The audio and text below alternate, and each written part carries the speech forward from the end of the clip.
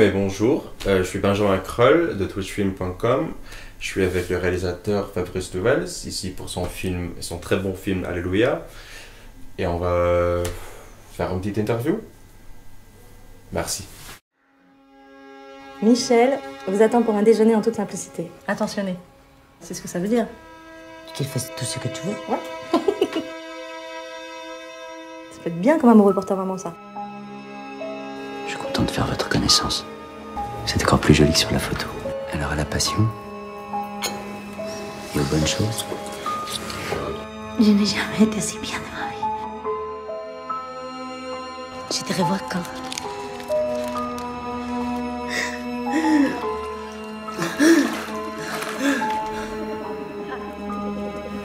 Bon, je peux t'expliquer si tu veux.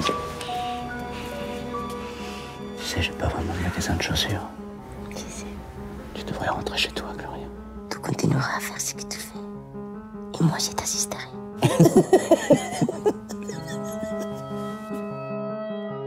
Faites comme chez vous. Mais n'oubliez pas que vous êtes chez moi. Mais mon chéri, c'est de l'humour. Qu'est-ce que tu vas faire avec cette femme? Ce qu'il faut pour lui prendre son argent. Tu coucheras avec elle? Mais non, je t'ai déjà dit que je coucherai plus qu'avec toi. Non, attends, je ne veux pas. Tu veux pas? Je ne veux pas. Non, c'est ça.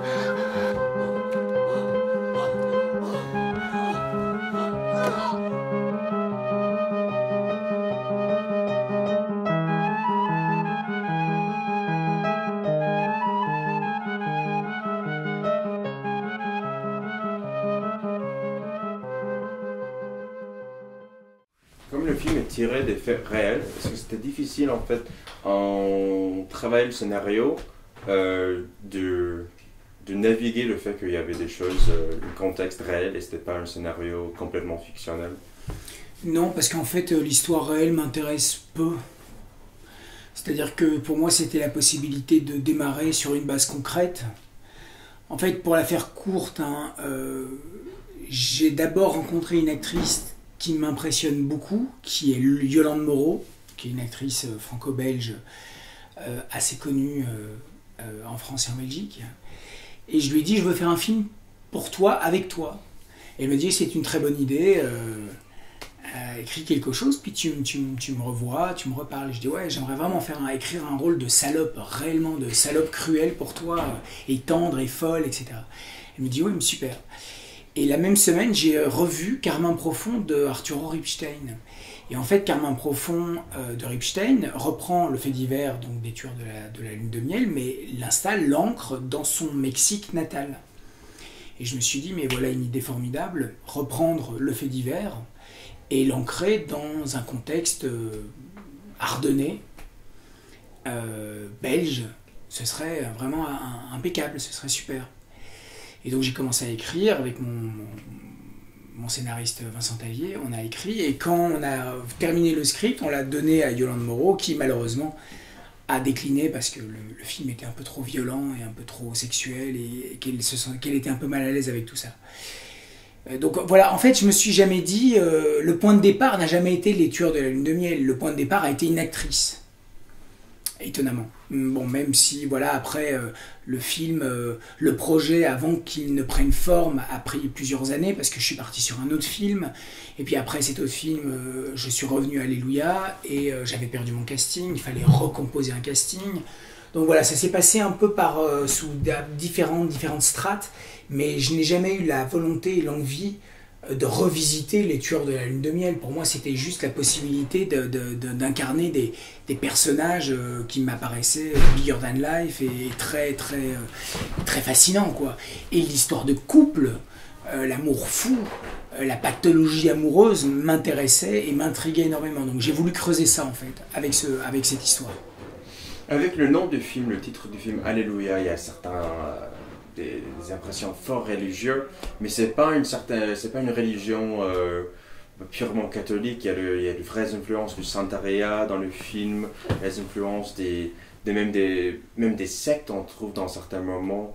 Qu'est-ce qui vous intéresse dans cette exploration des différents types de religions et même des religions un peu maudites? C'est une très bonne question. Je ne sais pas. en fait, le titre du film, souvent les gens me demandent mais pourquoi Alléluia, machin, etc. Alors, d'abord, pour être très factuel, Alléluia est le deuxième volet d'une petite trilogie que j'ai entamée avec Laurent Lucas, située dans les Ardennes belges. Calvaire était le premier volet. Calvaire a un titre à consonance religieuse. Alléluia a un titre à consonance aussi religieuse. Le titre Alléluia est un peu plus vague, je l'entends. Mais en même temps, pour moi, c'est la définition même d'Alléluia, c'est un chant, une louange, un appel à Dieu. Donc il y a ici, en tout cas dans le film, un appel à l'amour. Après, il y a un contrepoint qui est forcément la pulsion, l'instinct de destruction. Et voilà, donc il y a un peu cette dichotomie en fait entre une aspiration transcendante et l'immanence en fait de nos pulsions et de nos désirs. Après, concernant les religions, il y a quelque chose qui me fascine dans tout ce qui est trouble profondément païen, dans toute célébration rituelle, l'anthropologie, mais voilà, tout ça en tout cas n'a d'intérêt pour moi qu'à partir du moment où elle peut servir en tout cas mes personnages et les accompagner. Le film a un côté extrêmement, je ne sais pas si c'est le meilleur mot de dire, mais déstabilisé et décentralisé. D'abord le fait d'avoir une actrice espagnole qui interprète un rôle en parlant français, mais aussi le côté qu'on n'a aucun sens dans quelle période déroule le film. Ils se portent des vêtements et il y a des autos dans le film des années 50, mais c'est tout basé et c'est tout l'acte qui commence tout ça, c'est sur le online dating. Mais même avec le online dating, le dating numérique, je comprends. Le online dating, on voit jamais l'ordinateur, mais on juste dit ah ouais, il est là sur un site de rencontre, mais on voit pas l'ordinateur. Alors c'est à la fois quelque chose du réel, du maintenant, et du temps immémorial. Et qu'est-ce que c'était l'idée en fait de poursuivre ce côté actuel et du passé en même temps? En fait, moi, comme metteur en scène, j'ai une résistance au réalisme. C'est-à-dire que, même si le réalisme dans certains films peut m'intéresser, en tant que cinéaste, le réalisme ne m'intéresse pas beaucoup. Moi, ce que j'aime, c'est plonger des personnages dans des temps altérés. En fait, ce que je peux reprocher parfois à un cinéma français contemporain, c'est le réalisme à tout prix. Je m'inscris dans une tradition cinématographique, et je dis ça très modestement, qui est plus proche de Dassin, de Cocteau, de Franjoux ou de André Delvaux en Belgique. C'est-à-dire, ce qui m'intéresse, en fait, c'est les réalismes magiques. C'est la poésie du réel, en fait. Et donc, j'essaie toujours de plonger mes films dans quelque chose d'altéré, de quelque chose de trouble. Melville, par exemple, le fait terriblement bien. Je pense au Samouraï, on est dans Paris en même temps. Il y a quelque chose de très trouble. Mais lui, il a créé un certain bouddhisme qui n'existe pas pour le cercle rouge aussi. Oui, mais c'est ça, c'est-à-dire que je pense que l'acte, en tout cas l'acte cinématographique, permet énormément de choses, permet une création poétique, en tout cas infinie. Et donc je refuse en tout cas de justifier, mais ça m'a souvent joué des tours, parce que comme mes films sont étiquetés violents, comme en France, on ne peut justifier la violence que par rapport au contexte social ou économique, ce qu'on ne fait pas du tout aux États-Unis, en Espagne ou dans d'autres pays. Parfois c'est problématique, c'est-à-dire que je ne sais pas si tu comprends bien ce que je veux dire, c'est-à-dire que très souvent dans les dossiers du CNC ou des choses comme ça, s'il y a des personnages qui sont violents, il faut qu'ils aient souffert, il faut qu'ils viennent d'un contexte social difficile, douloureux, pour justifier en tout cas cette violence. À la fois des victimes de société comme les gens qui perpètrent de violence aussi. C'est-à-dire c'est-à-dire qu'ils sont des victimes et grâce au statut victime, ils peuvent faire de violence. Oui, tout à fait, oui. Mais c'est-à-dire que l'idée, c'était vraiment, en tout cas, voilà, de créer un monde qui soit cohérent, avec énormément de ruptures de ton, donc avec les costumes, même si c'était un film quand même très très pauvre, On a cherché une esthétique très particulière au niveau des costumes. On a cherché une cohérence par rapport au monde que le couple traverse, les différentes femmes. Quelque chose qui monte, qui soit différent et qui ramène chaque fois au couple. Mais voilà, encore une fois, l'idée c'était vraiment de fuir, en tout cas, tout réalisme cru. Le seul moment qui est peut-être un peu plus réaliste dans le film, c'est le dernier acte. Mais là, c'est voulu. C'est-à-dire que c'est parce qu'il incarne la réalité, en fait. Il fait face à la réalité et à la déconstruction de ce couple. Donc même la violence qui en découle est beaucoup plus crue et beaucoup plus sauvage. Et beaucoup plus brutale, à mon avis.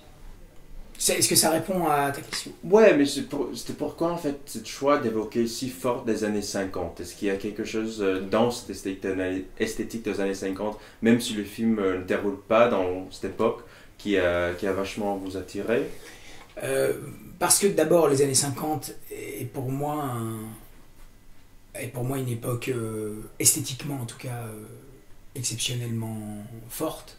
Les voitures sont belles, les villes sont belles, les architectes ont des rêves incroyables, les costumes sont beaux, les femmes sont belles, les hommes sont beaux, ils ont des chapeaux. Enfin, il y a quelque chose qui est très glamour, qui a été terriblement bien représenté par le Hollywood des années 50, qui est présent dans le film, puisqu'il y a la figure de Bogart, tu vois, qui est vraiment très importante pour Michel. Donc Michel se projette, en fait, il fantasme les années 50, il fantasme Bogart. Donc il y a en tout cas esthétiquement mon amour pour cette époque. Aujourd'hui les voitures sont moches, les bus sont moches, les constructions sont moches. Enfin, on a perdu cette espèce de goût du beau que les années 50 permettaient. Peut-être par l'économie, par tout ça, mais il y a quelque chose aujourd'hui qui est médiocre.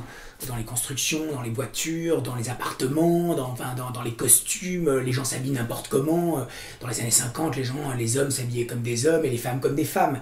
Alors bon, ça peut paraître complètement hallucinant ce que je dis, et je sais que ça fait hérisser parfois les poils de certains, mais peu importe, je l'assume. C'est-à-dire que c'est une période, même je ne suis pas passéiste du tout, mais c'est une période qui, moi, me fait énormément fantasmer. Qui me plaît beaucoup, c'est pour ça que j'aime autant la série Mad Men ou d'autres, enfin, c'est une époque en tout cas qui me plaît beaucoup. Donc moi j'ai cherché en fait à inscrire, mais pas parce que par goût personnel, aussi parce que Michel, son fantasme, c'est un film qui est très sous influence cinématographique. Le film se termine dans un cinéma. Ouais, et dans le film, les cinémas, pas le cinéma, ouais, mais les salles du cinéma, peut-être à la fois une église, comme quand ils voient la reine d'Afrique, la reine africaine, ou à la fin, la véritable porte de l'enfer. Oui. C'est une interprétation, c'est la tienne. C'est mon interprétation. C'est ton interprétation, c'est pas forcément la mienne, mais en tout cas, le fantasme dans ce film est quelque chose de fondamental, parce qu'il est fantasmagorique, il y a le fantasme amoureux. Bon, après, il y a la réalité amoureuse, c'est des choses très très différentes. On peut avoir un fantasme amoureux et puis à se confronter à une réalité qui est très différente. Et puis il y a le fantasme cinématographique.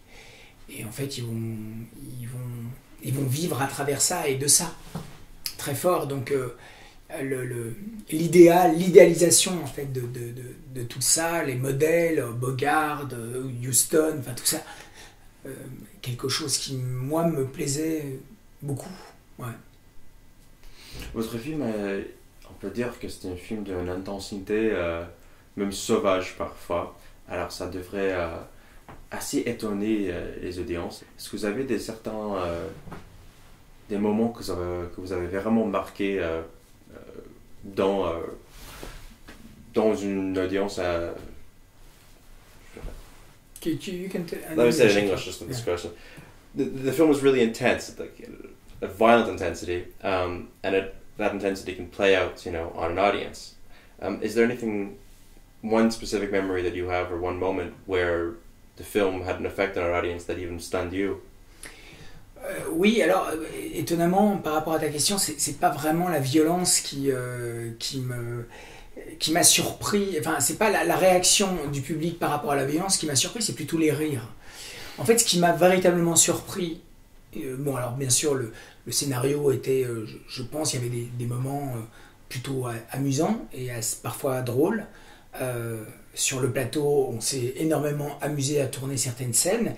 Et au montage, bon, comme j'étais avec ma monteuse et qu'on ne me voyait pas toujours, enfin il n'y avait pas de public, c'est-à-dire que dès qu'on a fait des projections un peu plus, avec plus de monde, on s'est aperçu que les gens riaient. Mais vraiment s'amusaient beaucoup. Et ça m'a profondément troublé dans un premier temps. Pourquoi? Mais parce que je ne croyais pas que le film allait amuser autant les gens. Alors certaines, bon, je dis pas tout le monde, mais à Cannes par exemple, puisque la dernière fois que j'ai vu le film c'était à Cannes, j'étais halluciné de voir à quel point les gens riaient dans la salle. Mais comme une comédie quoi, tu vois, enfin il y avait quelque chose de très plaisant à ça. Et bon, alors c'est sûr que c'est contrecarré terriblement vite par des moments d'intensité, de violence sauvage, etc. Mais certaines personnes arrivent à s'en amuser, à rire de ça, et même si après ils ont un sentiment trouble et vague et ils savent pas très bien quoi penser du film. Mais ce qui m'a plu, ce qui me continue à me plaire là dans toute cette balade de festival, c'est que le film provoque des émotions et provoque des sensations fortes. Les gens ne restent pas indifférents devant le film. Donc voilà. Après, sur la violence, on a chacun des seuils. Hein. Moi, je trouve pas le film très très violent, très honnêtement. Je pense que le film a une violence morale plus grande, peut-être, surtout dans le dernier acte. Mais parce que j'ai essayé de suivre le personnage pas à pas. Et à un moment donné, dans ce dernier acte, effectivement, la violence devient problématique. Mais c'est une violence morale. Et de toute façon, le couple, ce qui peut paraître troublant pour certaines personnes, c'est que justement, ce couple n'a aucune moralité. Il n'a aucune moralité. Et donc, il était question, une volonté de ma part, d'en faire un couple d'enfants. Au-delà du bien et du mal. Qui se préoccupent juste de leur amour et de s'accrocher à l'autre comme à une bouée de sauvetage. Sauf que le rapport de force va s'inverser. Ouais, mais c'est ça, on voit, on se demande à la fin du film qui gère cette couple, ce qui a le pouvoir qui est réellement dans sa main ou dans l'autre. Oui, oui. Et en fait, est-ce que vous pouvez parler un peu de cette décision, comme vous voulez, autant que vous voulez, disons, de laisser la fin ouverte à l'interprétation? Comme j'ai monté, que moi j'ai ma propre interprétation, vous avez le vôtre, que j'espère que vous ne disiez pas. Non. Mais Pas de chance. non, mais c'est bien, c'est ça l'idée, parce que même si vous dites que c'est ça que j'ai voulu faire, bah, le film est déjà sorti dans le monde, et c'est même hors des mains des réalisateurs à ce moment, et dans les mains de tous les spectateurs qui vont l'interpréter dans leur propre façon. Mais qu'est-ce qu'étaient les racines de cette idée, ou l'intention de cette idée de finir le film avec telle ouverture? Pour moi, c'est pas une fin aussi ouverte que ça. Hein. De toute façon, la seule question que je me suis posée, toujours, c'est la question du couple.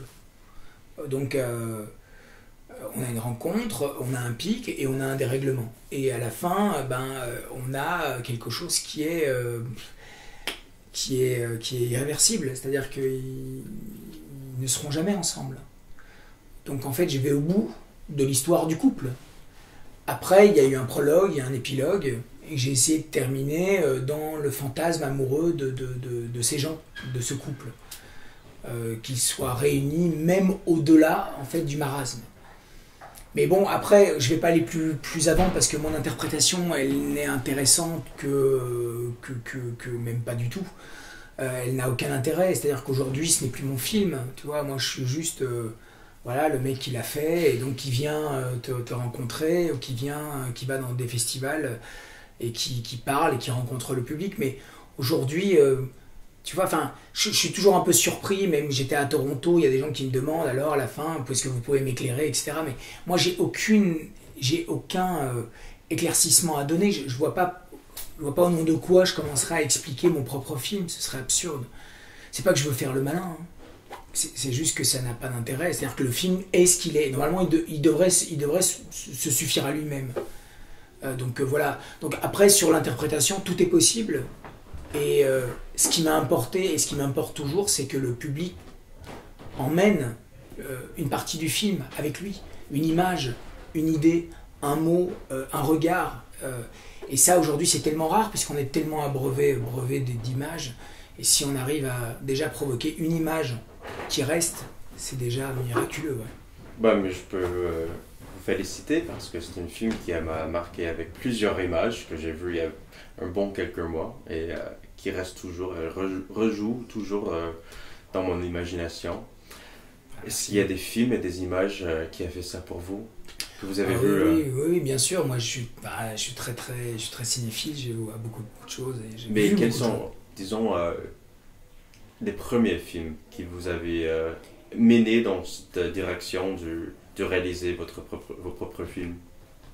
En fait, depuis que je suis jeune adolescent, j'ai toujours voulu faire des films. J'étais très consommateur de films d'horreur. En fait, le cinéma d'horreur est mon premier amour, véritablement. Et j'ai vu beaucoup de choses dans les années 80. Donc c'était des VHS, je voyais beaucoup de choses. C'était une autre époque, en fait. Hein. On se passait les VHS sous le manteau, on allait au vidéoclub, il y avait des mecs qui nous aidaient, qui nous disaient « Ah, tu dois voir ça, tu dois voir ça ». Après, je pense vraiment qu'il y a eu un moment dans ma vie qui a été très important, qui est la découverte de Massacre à la tronçonneuse, à 16-17 ans, ou peut-être un peu plus, je sais plus, qui a vraiment changé beaucoup de choses pour moi, qui m'a éveillé à beaucoup de choses, qui m'a éveillé au cinéma autre. C'est la première fois que j'ai été confronté à ce que je pressentais être une œuvre d'art. Je me dis, mais qu'est-ce que c'est que ce film? Qu'est-ce que c'est que ce film aussi sensoriel, aussi sensuel, aussi puant, aussi viscéral? Il n'y a pas un réalisme, mais un côté du réalisme peut-être cru dans le film. Complètement. Hein.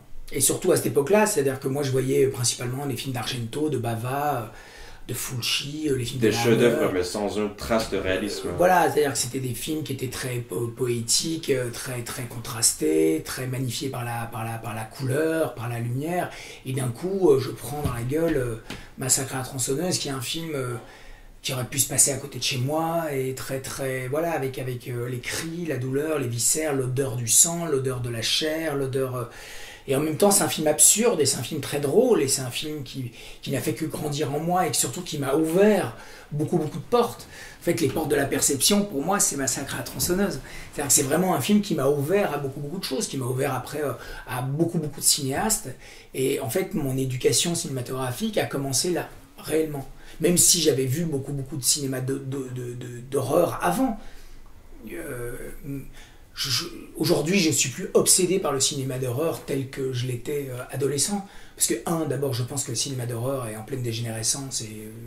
C'est un cinéma d'horreur très enfantin, très inoffensif aujourd'hui. Ce n'est pas un cinéma d'horreur qui revendique, qui crache son venin à la société comme il le crachait dans les années 70 ou 80. C'est un cinéma commercial. Jason Blum en est la preuve, d'autres en sont la preuve, c'est un cinéma complètement inoffensif. Donc c'est un cinéma qui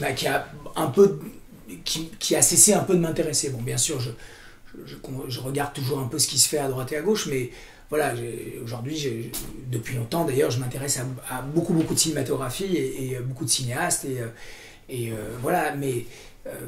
tu vois, pour en revenir au cinéma d'horreur, qui est véritablement la naissance de ma petite vocation de cinéaste,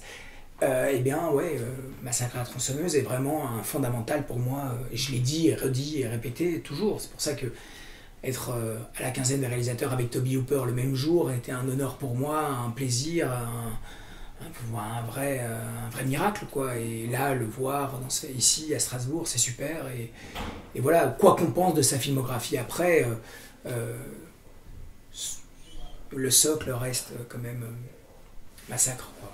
Vous signez un cinéma de genre, un cinéma d'horreur qui est carrément différent de tous les autres films de vos collègues, de vos co-réalisateurs. Est-ce que vous pensez qu'il y a quelque chose à voir avec votre formation comme comédien qui change votre démarche? Ben, ma formation de comédien me permet une chose, c'est en tout cas d'être très proche des comédiens. Et c'est d'être très exigeant avec mes comédiens, de les pousser très loin. Et vous pensez que vous êtes... vous pouvez pousser vos comédiens plus loin que d'autres réalisateurs parce que vous avez cette même langue que Parfois ça marche, en tout cas quand ils sont là à bon escient, ça marche. Quand ils sont là pour le film, ça marche. J'ai eu une expérience très douloureuse sur un film qui s'appelle Col 45, où les comédiens sont là absolument pas pour les bonnes raisons, ils sont là uniquement pour l'argent, et là ils s'en foutent de moi, donc j'ai pas d'accroche. En tout cas pour mes films personnels, ils sont là pour le projet, mais pour moi, ils me connaissent et je peux les emmener très loin. Maintenant, après, je suis pas le seul. C'est sûr que, par exemple, en tout cas par rapport à Alléluia, j'étais obsédé pendant toute la préparation de ce film par Possession de Zulawski, qui est un film que j'aime beaucoup et qui m'obsède depuis longtemps, mais j'étais vraiment très très plongé dans Possession et j'espérais pousser Lola aussi loin, et même si aujourd'hui le film s'articule autrement, mais j'ai poussé Lola très très loin, on s'est poussé tous les deux d'ailleurs. Mais il était pour moi indispensable d'investir et d'incarner vraiment les comédiens. Puis j'ai une manière de travailler avec les comédiens qui est particulière. Certains sont incommodes, d'autres pas. J'espère le meilleur pour ce film. J'espère vraiment le meilleur pour ce film.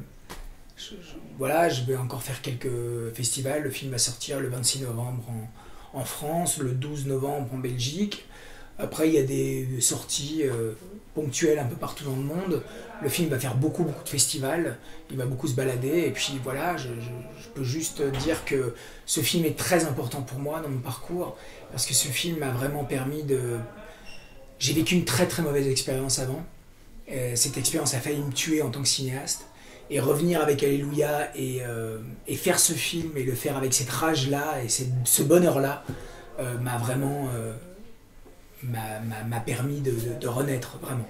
Mais là, on n'a rien qu'à attendre le 3e film dans la trilogie. Bientôt, j'espère. Vous n'êtes pas Dario Argento. Non. Bon, mais merci beaucoup. Merci beaucoup.